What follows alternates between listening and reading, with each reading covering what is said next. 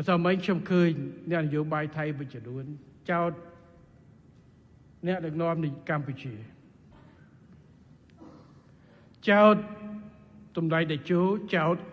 ខ្ញុំជាពិសេសថាធ្វើនយោបាយអត់ professional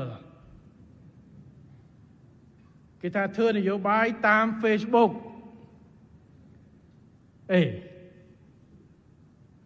ស្អីចេះស្អីទៅអ្នកនយោបាយធ្វើនយោបាយអត់ professional ចង់និយាយយ៉ាងម៉េចគេចង់និយាយថាស្អីជជែកគ្នាធ្វើតាម Facebook អត់កើតណែមើលឲ្យច្បាស់ណាទី1អ្នកនយោបាយថ្នាក់ដឹកនាំជាតិនីមួយៗមានកាតព្វកិច្ចត្រូវភ្ជាប់ទំនាក់ទំនងគេថាឆ្លើយឆ្លងជាមួយប្រជាពលរដ្ឋគ្រប់ពេលវេលាដើម្បីឲ្យគាត់ជាពិសេសពេលដែលស្ថានភាពលំបាកมันអាចសង្ងំសុកនោះទេយកហេតុផលថា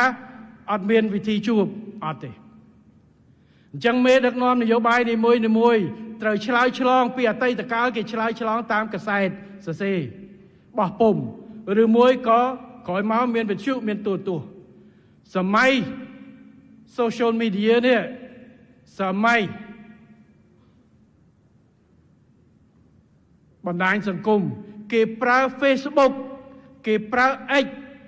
គេប្រើ TikTok ដើម្បីបញ្ជូនសារនយោបាយទៅប្រជាពលរដ្ឋសំបីតែប្រធានាធិបតីអាមេរិកនឹងក៏ប្រើ X ដែរប្រធានាធិបតីណាសំបីតែមេដឹកនាំរបស់ថៃក៏ប្រើ TikTok ប្រើ Facebook ប្រើអីដូចតែគ្នាដែរទេអញ្ចឹងការមធ្យោបាយនៃការបញ្ជាក់នេះគឺច្បាស់លាស់ទី2គឺសារដែលយើងដាក់ចេញគឺសម្ដៅទៅលើប្រជាពលរដ្ឋយើងពាក់ព័ន្ធទៅនឹងចំហនយោបាយរបស់យើងព្រោះកន្លងទៅនឹងពេលខ្លះគឺក្លុកវាថាអាក្រៅក៏ក្លុកអាអ្នកក្នុងឯងសាច់ឯងខ្លះក៏ក្លុកដែរបាទតែអ្នកនយោបាយថាស្នេហាជាតិនៅក្រៅប្រទេសនោះខ្មែរគ្នាឯងនេះក្លុកមិនចេះចប់ឌឺមិនចេះចប់បង្កើតរឿងតែឲ្យសតិអារម្មណ៍កងទ័ពរឿងមិនពិតទៅខំយកកាសែតរបស់គេយកមកផ្សាយបន្ថែមអញ្ចឹងពេលខ្លះអ្នកនាំពាក្យអីរបស់យើងចេញវាអត់គ្រប់គីឡូវាទាមទារឲ្យមេដឹកនាំនយោបាយចេញទៅមានភាពនឹងណោបាទគ្រាន់តែរឿងថ្ងៃ28ដែលកងទ័ពថៃចូលមកបំពេញក្នុងទីតាំងក្នុងដែនអតីតភាពរបស់កម្ពុជាបាញ់កងទ័ពយើងស្លាប់ប្រទេសអ្នកខ្លះទៅស្អីណាសិតតែខ្មែរយើងស្លាប់2របួស4របួស5ណាឆ្កុយនោះទៅអត់ដឹងឬកន្លែងខ្លះគឺខំបំពងបន្ថែមឲ្យស្ដីបន្ទោសឲ្យយើងទៀតថាយើងលាក់ព័ត៌មានហើយប្រជាពលរដ្ឋយើងជាពិសេសអ្នកនៅឆ្ងាយកាន់តែឆ្ងាយកាន់តែភ័យជាងអ្នកនៅមុខជឿខ្ញុំបាទខ្ញុំចាំម្ដងទៅអាមេរិក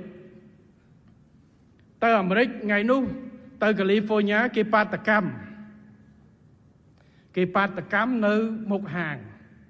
ដល់ខ្ញុំចូលទៅមានការគប់ស្អីមកអញ្ចឹងទៅហើយមានធ្វើឲ្យអុកឡុកខ្លះនៅក្នុងហាងតែអត់មានរំខានដល់នេះទេ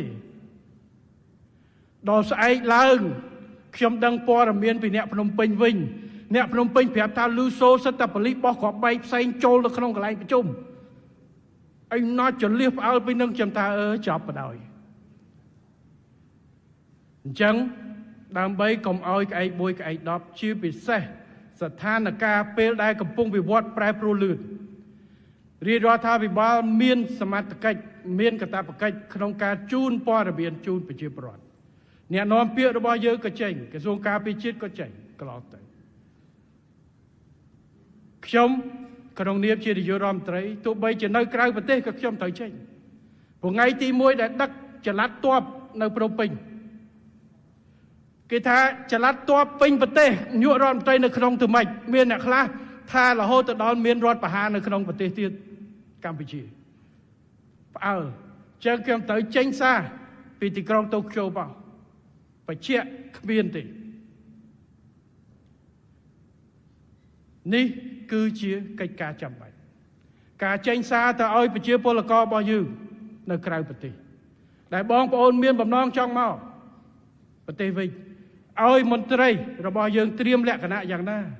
ព្រោះចង្កាលដាក់សារដាក់បទបញ្ជាទៅមន្ត្រីរបស់យើងគាត់ទទួលបានប៉ុន្តែប្រជាពលរដ្ឋពលករយើងអត់ដឹងរឿងទេដាក់អា Facebook មក share 10រាប់ម៉ឺនអ្នកទៅរាប់លានអ្នកបានឃើញគាត់ឆាប់ដឹងនេះគឺជាវិធីសាស្ត្រល្អលឿនអញ្ចឹងគ្មានអីដែលធ្វើឲ្យប៉ះពាល់គេថា unprofessional នោះទេបាទខ្ញុំឆ្ងល់គេប្រើពាក្យនឹងទៅដែរប៉ុន្តែផ្ទុយទៅវិញណាខ្ញុំសូមបញ្ជាក់កម្ពុជាពាក់ព័ន្ធរឿងនេះគឺយើងដើរក្រោយទេយើងអត់ធ្មត់ណាស់ប្រហែលខែមកនេះយើងអត់ធ្មត់ណាស់បាទនៅថ្នាក់ដឹកនាំថៃទាំងអ្នកនយោបាយទាំងអ្នកប្រឆាំងជ្រុលនិយមពេលខ្លះទាំងកងទ័ពចេញសារបដៅបន្តិចម្ដងបន្តិចថាអានេះរបស់ខ្ញុំអាប្រាសាទនេះនៅក្នុងដីថៃប្រើប្រាស់ផែនទីឯកតោភាគីរបស់គេសោះបន្តិចថាកាត់ភ្លើងបន្តិចថាកាត់អ៊ីនធឺណិតបន្តិចថាធ្វើលបងខណ្ឌកម្ពុជាហើយថៃស្អីទៅអាហ្នឹង professional អីនិយាយឲ្យច្បាស់តែម្ដងកម្ពុជាអត់មាត់ទេអត់ធ្មត់ណាស់យើងមិនចង់មានរឿងប៉ុន្តែពេលខ្លះដល់យើងមិនមាត់គេជន់ដល់យើងឡងថាយើង professional unprofessional អីទៅអញ្ចឹងកើតឯដល់លោកជំទាវហើយខុសតែរហូត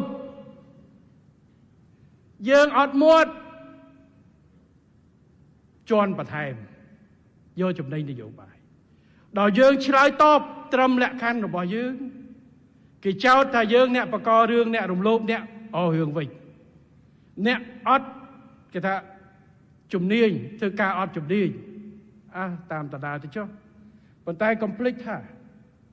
កិច្ចការច្រើនណាស់ដែលគេលៀបមកកម្ពុជាសូម្បីតែរឿងអនឡាញហ្នឹងក៏ចោទមកកម្ពុជាដែរប្រទេសខ្លួនឯងទៅមើលផងមិនមែនស្អាតទេប៉ុន្តែប្រទេសខ្លះចូលចិត្តដាក់រឿងហ្នឹងទៅអ្នកជិតខាងខ្លួនឯងល្អខ្ចោះបាទរឿងដូចតែគ្នាដែរទេនិយាយឲ្យច្បាស់ចឹងហ្មងចោទកម្ពុជាអាក្រក់ចេះប្រទេសនេះអាក្រក់ចេះតែខ្លួនឯងនោះមិនល្អអត់ខ្ចោះទេតែខំបិទបាំងខ្លួនឯងយកមកជះលើគេនិយាយឲ្យច្បាស់ចឹងហ្មងទៅ